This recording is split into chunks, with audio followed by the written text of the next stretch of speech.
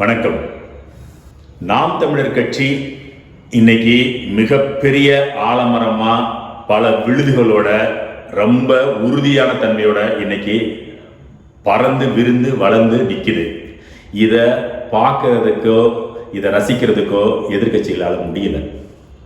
அவங்க எந்தெந்த வகையிலெல்லாம் நாம் தமிழர் கட்சிக்கு தொந்தரவு கொடுக்க முடியும், எந்தெந்த வகையிலெல்லாம் இந்த ஓட்டை சிதறடிக்க முடியும், இந்த தொண்டர் படையை, நாம் தமிழர் தொண்டர் படையை எப்படி சிதைச்சு ஒழிக்கலாம், இந்த தேர்தலை நம்ம எதிர்கொள்றதுக்குள்ளாட்டியும் இதை எப்படி கொஞ்சம் கொஞ்சமாக குறுகுருவாக அதை உடைச்சி எடுக்கலான்றதுல எல்லாம் நம்ம ஒருத்தனை என்ன, நம்ம யார் கூட கூட்டணி கிடையாது, தனியாக நிற்கிறோம்ல. அது தனியாக நிற்கிறனால இந்த ஆட்டு மந்தைகளாக இருக்கிறானுங்கள்ல எதிர்கட்சிகள், அவனுங்க எல்லாம் ஒன்றா சேர்ந்து நம்மளை தாக்க ஆரம்பிக்கிறானுங்க. அதுக்கெல்லாம் நம்ம இந்த இவங்க காட்டுற இந்த பூச்சாண்டிகள்லாம் அடங்கி போகிற படை இல்லை இந்த நாம் தமிழர் படைன்றது இவங்களுக்கு யாருக்கும் தெரியல.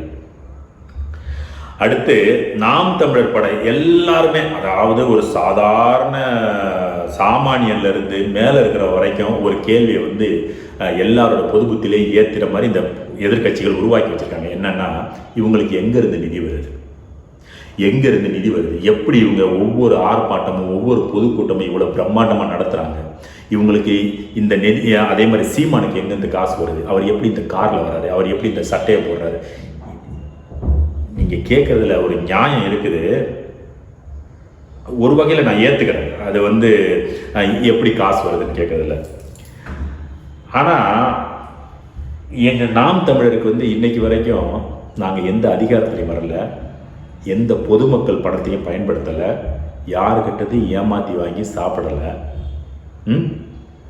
ஆனால் இருந்தாலும் உங்கள் எல்லாருக்கும் நாம் தமிழருக்கு எங்கேருந்து பணம் வருது?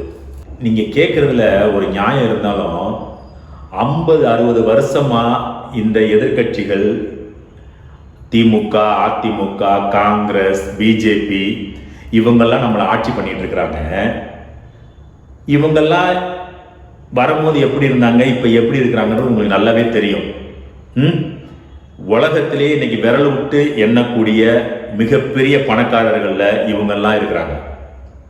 அப்போ இவங்களுக்கு எங்கேருந்து இந்த பணம் வந்துச்சு?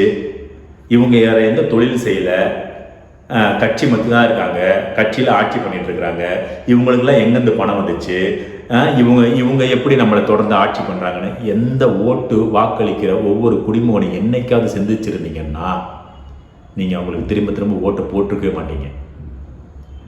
ஆனால் எந்த மக்கள் அதிகாரத்துக்கும் வராத நாம் தமிழரை நோக்கி இந்த கேள்வி நீங்கள் திருப்பி திருப்பி கேட்கறதுனால நீங்கள் கொஞ்சம் யோசிச்சு பார்க்கணும். ஆமாம், நம்ம பொதுமக்கள் பணத்தையே அவங்க இது பண்ணவே இல்லையே, அவங்கள நோக்கி நம்ம இந்த கேள்வி வைக்கிறதுக்கு நமக்கு என்ன இருக்குது அப்படின்னு சொல்லி நீங்கள் கேட்கணும், யோசிச்சு பார்க்கணும்.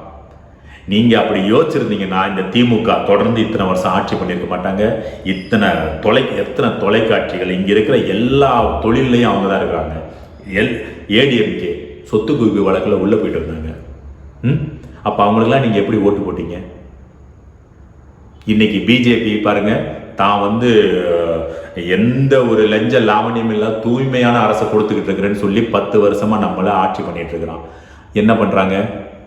6600 கோடி ரூபாய் தேர்தல் பத்திரமா, அதாவது இவர் எப்படி கொள்ள அடிக்கிறதுல கூட திட்டம், கருணாநிதியில இதில் தோத்து போயிட்டாங்க. அதை திட்டம் போட்டு திருடுறதுல கருணாநிதி அடிச்சுக்கிறதுக்கு யாரும் இல்லைன்னு சொல்லுவாங்க. பிஜேபி அதெல்லாம் மிஞ்சி எங்கேயே போயிட்டாங்க.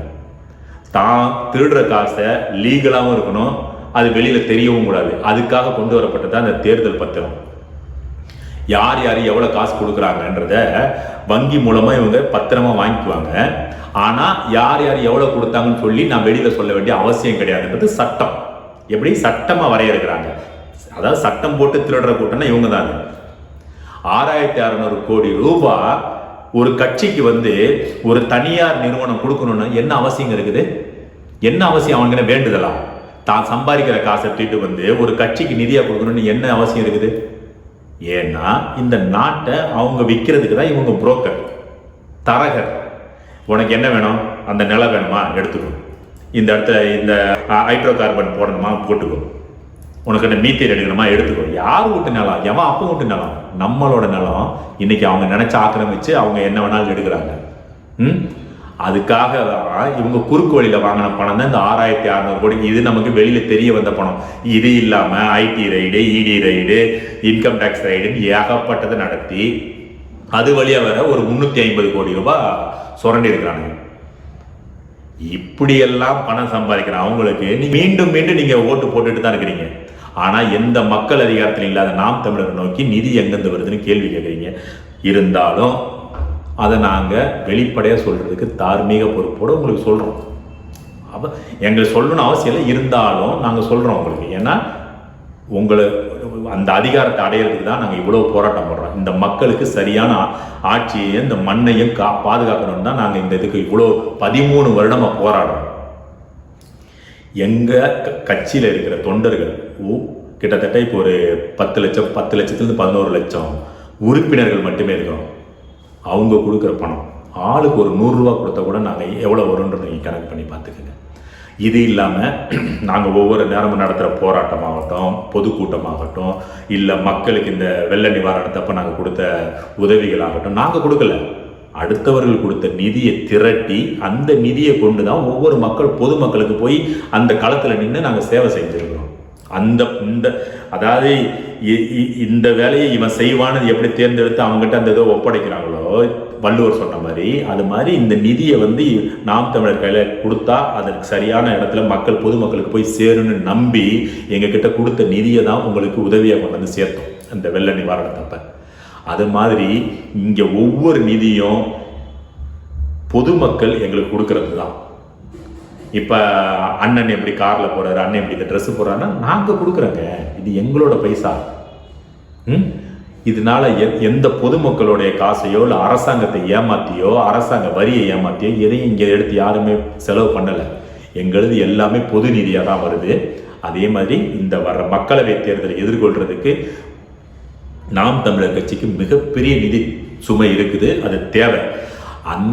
இந்த அதிகாரத்தை அடைஞ்சு இந்த மண்ணையும் மக்களையும் பாதுகாக்கணும்னு நீங்கள் நினச்சிங்கன்னா தயவு செய்து எங்களுடைய வலைதளமான donate.namtamlar.org அப்படின்னு ஒரு வலைத்தளம் இருக்குது. அதில் போய் உங்களால் என்ன முடியும், 100 ரூபா முடியுமா, 200 ரூபா முடியுமா, 1000 முடியுமா, 5000 முடியுமா, 10,000 முடியுமா, லட்சம் முடியுமா, என்ன முடியுமோ நீங்கள் தயவு செய்து அது மூலமாக உங்கள் நிதி பங்களிப்பு நீங்கள் கொடுத்தீங்கன்னா நிச்சயமாக இந்த மண்ணையும் மக்களையும் பாதுகாப்போன்னு சொல்லி இதன் மூலமாக நான் உறுதி கொடுக்குறேன்.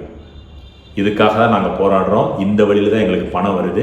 இதில் உங்களுக்கு திருப்தி இல்லைன்னா கமெண்டில் சொல்லுங்கள். நன்றி, வணக்கம்.